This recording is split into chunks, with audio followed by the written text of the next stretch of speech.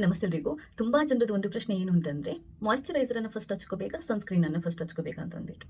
ಇವತ್ತಿನ ವೀಡಿಯೋದಲ್ಲಿ ನಿಮಗೆ ಕ್ಲೀನಾಗಿ ಸ್ಕಿನ್ ಕೇರ್ ಯಾವ ಥರ ಮಾಡೋದು, ಬ್ರೈಟಾಗಿ ಕ್ಲೀನಾಗಿರುವಂತಹ ಈವನ್ ಟೋನ್ ಸ್ಕಿನ್ ಇರಬೇಕು ಅಂತಂದರೆ ಕ್ಲೀನಾಗಿ ಎಕ್ಸ್ಪ್ಲೈನ್ ಮಾಡ್ತಾ ಇದ್ದೀನಿ. ವೀಡಿಯೋ ಮಿಸ್ ಮಾಡೋದು ಪೂರ್ತಿಯಾಗಿ ನೋಡಿ. ಮೊದಲನೇದಾಗಿ ಸ್ಕಿನ್ ಕೇರ್ ಯಾಕೆ ಮಾಡಬೇಕು, ಯಾಕೆ ಮಾಯ್ಶ್ಚರೈಸರ್ ಅಪ್ಲೈ ಮಾಡ್ಕೋಬೇಕು, ಅದರಿಂದ ಬೆನಿಫಿಟ್ ಏನು?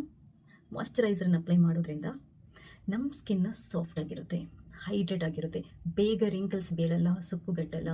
ನಿಮ್ಮ ಏಜ್ ಗೊತ್ತಾಗಬಾರ್ದು. ನಿಮ್ಮ ಏಜ್ ಆಗೋದನ್ನು ತಡೆಯೋಕ್ಕೆ ಯಾರ ಕೈಯಿಂದಲೂ ಸಾಧ್ಯ ಇಲ್ಲ. ಬಟ್ ಆಗಿರೋ ಏಜ್ ಗೊತ್ತಾಗಬಾರ್ದು. ಎಷ್ಟೇ ಏಜ್ ಆಗಿದ್ರು ನಿಮ್ಮ ಮುಖ ನೋಡಿದ್ರು ನಿಮ್ಮ ಮುಖ ಚಿಕ್ಕ ಮಕ್ಕಳ ಥರ ಇದೆಯಲ್ಲ, ಏನು ಮಾಡ್ತಾ ಇದ್ದೀರಾ ಅಂತ ಕೇಳಬೇಕು ಅಂತಂದರೆ ನೀವು ಮಾಯ್ಶ್ಚರೈಸರನ್ನು ಅಪ್ಲೈ ಮಾಡಲೇಬೇಕು. ಆ ಥರ ಮಾಯ್ಶ್ಚರೈಸರ್ ವರ್ಕ್ ಮಾಡುತ್ತೆ. ಸ್ಕಿನ್ನನ್ನು ಸಾಫ್ಟಾಗಿ ಈವನ್ ಟೋನ್ಡ್ ಆಗಿರಲಿಕ್ಕೆ, ರಿಂಕಲ್ಸ್ ಬೀಳೋದನ್ನು ತಡೆಗಟ್ಟಲಿಕ್ಕೆ, ಹಾಗೆಯೇ ಹೊರಗಡೆ ಪೊಲ್ಯೂಷನಿಂದ ನಮ್ಮ ಸ್ಕಿನ್ನನ್ನು ಕಾಪಾಡಲಿಕ್ಕೆ ಮಾಯ್ಶ್ಚರೈಸರನ್ನು ನಾವು ಅಪ್ಲೈ ಮಾಡಲೇಬೇಕು. ಹಾಗಾದರೆ ಮಾಯ್ಶ್ಚರೈಸರ್ ಯಾವಾಗ ಅಪ್ಲೈ ಮಾಡೋದು? ದಿನಕ್ಕೆ 2 ಸರಿ ಅಪ್ಲೈ ಮಾಡಬೇಕು. ಬೆಳಗ್ಗೆ ಒಂದು ಸರಿ, ರಾತ್ರಿ ಒಂದು ಸರಿ. ಮುಖನ ತೊಳ್ಕೊತೀರಾ ಅಥವಾ ಸ್ನಾನ ಮಾಡಿ ಬರ್ತೀರಲ್ವ, ಅದಾದ ನಂತರ ಕ್ಲೀನಾಗಿ ಒರೆಸ್ಕೊಂಡು ಮುಖ ಸ್ವಲ್ಪ ಒದ್ದೆ ಇರಬೇಕು. ತುಂಬ ಡ್ರೈ ಆಗಿರ್ಬಾರ್ದು. ಅಂದರೆ ನೀವು ಸ್ನಾನ ಮಾಡಿ ಮುಖ ಒರೆಸ್ಕೊಂಡು ಬಂದಾದ ನಂತರ ತುಂಬ ಹೊತ್ತು ಬಿಟ್ಟರೆ ಸ್ಕಿನ್ನಿದು ನೀರಿನ ಅಂಶ ಇರುತ್ತಲ್ವ, ಡ್ರೈ ಆಗೋಗುತ್ತೆ. ಆವಾಗಲ್ಲ, ನಾವು ಆವಾಗಲೇ ಸ್ನಾನ ಮಾಡಿ ಮುಖ ತೊಳೆದು ಮುಖ ಒರೆಸ್ಕೊಂಡು ಬಂದಾಗ ಮುಖ ಸ್ವಲ್ಪ ಬೆಟ್ಟಿರುತ್ತಲ್ವ, ಆವಾಗಲೇ ಫಸ್ಟ್ ಮಾಯ್ಶ್ಚರೈಸರನ್ನು ಅಪ್ಲೈ ಮಾಡಬೇಕು. ಇದು ಯಾಕಂತಂದರೆ ಮುಖದಲ್ಲಿರುವಂಥ ತೇವಾಂಶನ ಲಾಕ್ ಮಾಡುತ್ತೆ, ತುಂಬ ಹೊತ್ತು ನಿಮ್ಮ ಸ್ಕಿನ್ ಹೈಡ್ರೇಟ್ ಆಗಿರೋ ಥರ ಮಾಡುತ್ತೆ. ಹಾಗಾದರೆ ಯಾವುದು ಬೆಸ್ಟ್ ಮಾಯ್ಶ್ಚರೈಸರ್? ಬೇರೆ ಬೇರೆ ಸ್ಕಿನ್ ಟೈಪ್ ಅವರಿಗೆ ಬೇರೆ ಬೇರೆ ಬ್ರ್ಯಾಂಡ್ಗಳದ್ದು ಬೇರೆ ಬೇರೆ ಥರದ್ದು ಮಾಯ್ಶ್ಚರೈಸರ್ ಇರುತ್ತೆ. ನಿಮ್ಮ ಸ್ಕಿನ್ ಟೈಪ್ ಯಾವುದು, ಆಯಿಲ್ ಅಥವಾ ಸೆನ್ಸಿಟಿವ್ ಅಥವಾ ಡ್ರೈ ಸ್ಕಿನ್ ಇರ್ಬೋದು, ಕಾಂಬಿನೇಷನ್ ಸ್ಕಿನ್ ಇರ್ಬೋದು, ನಿಮ್ಮ ಸ್ಕಿನ್ಗೆ ಸೂಟ್ ಆಗುವಂಥ ಮಾಯ್ಶ್ಚರೈಸರನ್ನು ನೀವು ಬೈ ಮಾಡಬೇಕು ಯಾವಾಗಲೂ. ಕೆಲವೊಂದು ಒಳ್ಳೆ ಮಾಯ್ಶ್ಚರೈಸರ್ ಇದೆ, ಅದು ಎಲ್ಲ ಟೈಪ್ ಆಫ್ ಸ್ಕಿನ್ಗೂ ಆಗುತ್ತೆ. ಅಂಥದ್ದು ಬೇಕಾದ್ರೆ ಎಲ್ಲ ಟೈಪ್ ಆಫ್ ಸ್ಕಿನ್ಗೆ ಆಗುವಂಥ ಯಾವುದಾದ್ರೂ ಮಾಯ್ಶ್ಚರೈಸರ್ ಬೇಕಿತ್ತು, ಅದ್ರ ಲಿಂಕ್ ಈ ವಿಡಿಯೋದಲ್ಲಿ ಹಾಕಿರ್ತೇನೆ. ನೀವು ಬೈ ಮಾಡ್ಬೋದು. ಬೆಸ್ಟ್ ಅನ್ನುವಂಥ ಪ್ರಾಡಕ್ಟದು ಲಿಂಕನ್ನೇ ನಾನು ಹಾಕಿರ್ತೇನೆ, ನೀವು ಆನ್ಲೈನಲ್ಲಿ ಬೈ ಮಾಡ್ಬೋದು. ಮಾಯ್ಶ್ಚರೈಸರ್ ಅಪ್ಲೈ ಮಾಡಿ ಆಯಿತು. ಇವಾಗ ಸನ್ಸ್ಕ್ರೀನನ್ನು ನಾವು ಡೇ ಟೈಮಲ್ಲಿ ಹಚ್ಕೊಳ್ಳುವಂಥದ್ದು. ಅಂದರೆ ರಾತ್ರಿ ನಾವು ಮಾಯ್ಶ್ಚರೈಸರನ್ನು ಹಚ್ಚಿಬಿಟ್ಟು ಸನ್ಸ್ಕ್ರೀನನ್ನು ಹಚ್ಕೊಳ್ಳುವಂಥ ಅವಶ್ಯಕತೆ ಇಲ್ಲ. ಆದರೆ ಡೇ ಟೈಮಲ್ಲಿ ನೀವು ಮನೆ ಒಳಗಡೆ ಇರಿ, ಹೊರಗಡೆ ಹೋಗಿ ಸನ್ಸ್ಕ್ರೀನ್ ಲೋಷನನ್ನು ಅಪ್ಲೈ ಮಾಡಲೇಬೇಕು. ಯಾಕಂತಂದರೆ ಸನ್ಸ್ಕ್ರೀನ್ ಲೋಷನ್ನ ಅಪ್ಲೈ ಮಾಡೋದ್ರಿಂದ ತುಂಬ ಜನ ನೀವು ನೋಡ್ತಾ ಇರ್ಬೋದು, ಬಂಗು ಇದೆ, ಹೈಪರ್ ಪಿಗ್ಮೆಂಟೇಷನ್ ಇದೆ, ಸನ್ ಟೆನ್ ಇದೆ, ಸನ್ ಬರ್ನ್ ಇದೆ, ಸ್ಕಿನ್ ಎಲ್ಲ ಡ್ಯಾಮೇಜ್ ಆಗಿದೆ, ತುಂಬ ರ್ಯಾಷಸ್ ಬೀಳ್ತಾ ಇದೆ, ಪಿಂಪಲ್ ಆಗ್ತಾ ಇದೆ ಅಂತೆಲ್ಲ ಹೇಳ್ತಾರಲ್ವ. ಅದು ಯಾಕೆಂತಂದರೆ ನಾವು ಸನ್ಸ್ಕ್ರೀನ್ ಲೋಷನ್ ಹಾಕೊಳ್ಳೋದ್ರೆ ಡೈರೆಕ್ಟಾಗಿ ಸೂರ್ಯನ ಬೆಳಕಿಗೆ ಹೋದ್ವಿ ಅಂತಂದರೆ ಆ UV ರೇಸ್ಗಳು ನಮ್ಮ ಸ್ಕಿನ್ನನ್ನು ಡ್ರೈ ಮಾಡುತ್ತೆ. ಜಾಸ್ತಿ ಬೇವರಿದ್ರೆ ಆ ಪೋರ್ಸ್ಗಳು ಕ್ಲಾಗ್ ಆಗಿ ಪಿಂಪಲ್ಸ್ ಬೀಳುವಂತಹ ಚಾನ್ಸಸ್ ಇರುತ್ತೆ. ಆ UV ರೇಸಿಂದ ಪಿಗ್ಮೆಂಟೇಷನ್, ಬಂಗು ಮಾರ್ಕ್ ಆಗುವಂಥ ಚಾನ್ಸಸ್ ಇರುತ್ತೆ, ಸನ್ ಟೆನ್, ಸನ್ ಬರ್ನ್ ಆಗುವಂಥ ಚಾನ್ಸಸ್ ಇರುತ್ತೆ. ಇದೆಲ್ಲದನ್ನು ತಡೆಗಟ್ಟಿ ಸ್ಕಿನ್ ಸೂಪರ್ ಆಗಿರಬೇಕು ಯಾವಾಗಲೂ ಅಂತಿದ್ರೆ ನೀವು ಸನ್ಸ್ಕ್ರೀನ್ ಲೋಷನನ್ನು ಹಚ್ಕೊಳ್ಳೇಬೇಕು.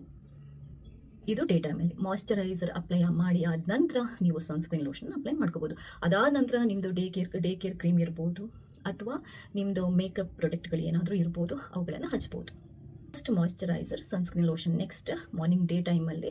ಅದಾದ ನಂತರ ನಿಮ್ಮದು ಅದರ್ ಸ್ಕಿನ್ ಕೇರ್ ಅಂದರೆ ಡೈಲಿ ಕ್ರೀಮ್, ಡೇ ಕ್ರೀಮನ್ನು ಉಪಯೋಗ ಮಾಡ್ತಾರೆ. ಅಥವಾ ಆಫೀಸ್ಗೆಲ್ಲ ಹೋಗೋರು ಅವರು CC ಕ್ರೀಮ್ಗಳಿರ್ಬೋದು ಅಥವಾ ಮೇಕಪ್ ಬೇಸ್ಡ್ ಕ್ರೀಮ್ಗಳಿರ್ಬೋದು, ಅದನ್ನ ಉಪಯೋಗ ಮಾಡ್ತಾರೆ. ಅಂದರೆ ಫೌಂಡೇಶನ್ ಈ ಥರದ್ದೆಲ್ಲ, ಅದೆಲ್ಲದನ್ನು ಅಪ್ಲೈ ಮಾಡಿಕೊಂಡು ನೀವು ಆರಾಮ್ಸೆ ಹೊರಗಡೆ ಹೋಗ್ಬೋದು. ರಾತ್ರಿ ಹೊತ್ತು ನೀವು ಸನ್ಸ್ಕ್ರೀನ್ ಲೋಷನ್ ಅಪ್ಲೈ ಮಾಡುವಂಥ ಅವಶ್ಯಕತೆ ಇಲ್ಲ. ಮಾಯ್ಶ್ಚರೈಸರನ್ನು ಅಪ್ಲೈ ಮಾಡಿಬಿಟ್ಟು ನೈಟ್ ಕ್ರೀಮ್ ಯಾವುದಾದ್ರೂ ಇದ್ದರೆ ಅದನ್ನ ಅಪ್ಲೈ ಮಾಡಿಕೊಂಡು ನೀವು ಮಲ್ಕೋಬೋದು. ಈ ಥರ ನೀವು ರೆಗ್ಯುಲರ್ ಆಗಿ ಸ್ಕಿನ್ ಕೇರ್ ಮಾಡಿದರೆ ನಿಮ್ಗೊಂದೇ ಒಂದು ಸ್ಕಿನ್ ಬಗ್ಗೆ ಕಂಪ್ಲೇಂಟ್ ಇರಲ್ಲ. ಸ್ಕಿನ್ ಸೂಪರ್ ಆಗಿರುತ್ತೆ, ಈವನ್ ಟೋನ್ಡ್ ಆಗಿರುತ್ತೆ, ಬಂಗು ಮಾರ್ಕ್ಗಳಿರಲ್ಲ, sun tan, sunburn, rashes ಎಲ್ಲ ಕಮ್ಮಿ ಆಗುತ್ತೆ.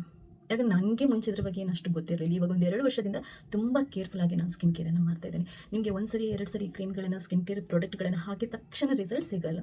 ಇದೇನು ಅಂತಂದರೆ ರೆಗ್ಯುಲರ್ ಪ್ರೊಸೆಸ್. ನಾವು ಹೊಟ್ಟೆಗೆ ಆಹಾರನ ಹೇಗೆ ತಿಂತೀವೋ, ಹೆಲ್ದಿ ಆಗಿರಬೇಕು ಅಂತಂದರೆ ಪ್ರತಿದಿನ ಹೇಗೆ ತಿಂತೀವೋ ಹಾಗೆಯೇ ಪ್ರತಿದಿನ ನಮ್ಮ ಸ್ಕಿನ್ ಹೆಲ್ದಿ ಆಗಿರಬೇಕು ಅಂತಂದರೆ ಪ್ರತಿದಿನ ನಾವು ಸ್ಕಿನ್ ಕೇರ್ ಮಾಡಲೇಬೇಕು. ಇದು 1 ದಿನದ 2 ದಿನದ ಪ್ರೊಸೆಸ್ ಎಲ್ಲ. ತುಂಬ ಜನ ನನಗೆ ಕಮೆಂಟ್ ಮಾಡ್ತಾ ಇರ್ತಾರೆ, ನೀವು ಆ ಕ್ರೀಮ್ ಹೇಳಿದ್ದೀರಾ ಮೇಡಮ್, ಹಾಕಿದ್ವಿ ರಿಸಲ್ಟ್ ಸಿಗ್ತಾ ಇಲ್ಲ. ಆ ಥರ ವರ್ಕ್ ಆಗೋದೇ ಇಲ್ಲ. ಹೆಲ್ದಿಯಾಗಿರಬೇಕು ಅಂತಂದರೆ ಪ್ರತಿನಿತ್ಯ ಊಟ ಮಾಡ್ತೀವಲ್ವ, ಅದೇ ಥರ ಪ್ರತಿನಿತ್ಯ ನಿಮ್ಮ ಸ್ಕಿನ್ ಚೆನ್ನಾಗಿರಬೇಕು ಅಂತಂದರೆ ಪ್ರತಿನಿತ್ಯ ನಾವು ಸ್ಕಿನ್ ಕೇರನ್ನು ಮಾಡಬೇಕು. ಆಗ ಮಾತ್ರ ಪ್ರತಿದಿನ ನಮ್ಮ ಸ್ಕಿನ್ ಸೂಪರ್ ಆಗಿರುತ್ತೆ. 1 ತಿಂಗಳು ಚೆನ್ನಾಗಿ ಮೇಂಟೈನ್ ಮಾಡ್ತೀವಿ, 2ನೇ ತಿಂಗಳಿಂದ ಕ್ರೀಮ್ಗಳನ್ನು ಅಥವಾ ಸನ್ಸ್ಕ್ರೀನ್ ಲೋಷನ್ ಹಾಕೋದು ಬಂದ್ ಮಾಡ್ತೀವಿ, ಡೈರೆಕ್ಟಾಗಿ ಹೊರಗಡೆ ಹೋಗ್ತೀವಿ ಅಂತ ಇಟ್ಕೊಳ್ಳಿ. ಆ ಪೊಲ್ಯೂಷನಿಗೆ, ಆ UV ರೇಸ್ಗೆ ಅಷ್ಟು ಚೆನ್ನಾಗಿ ನಾವು ಕಾಪಾಡಿರುವಂಥ ಸ್ಕಿನ್ ಹಾಳಾಗೇ ಆಗುತ್ತೆ. ಇದು ಯಾರಿಗಾದರೂ ಆಗುತ್ತೆ.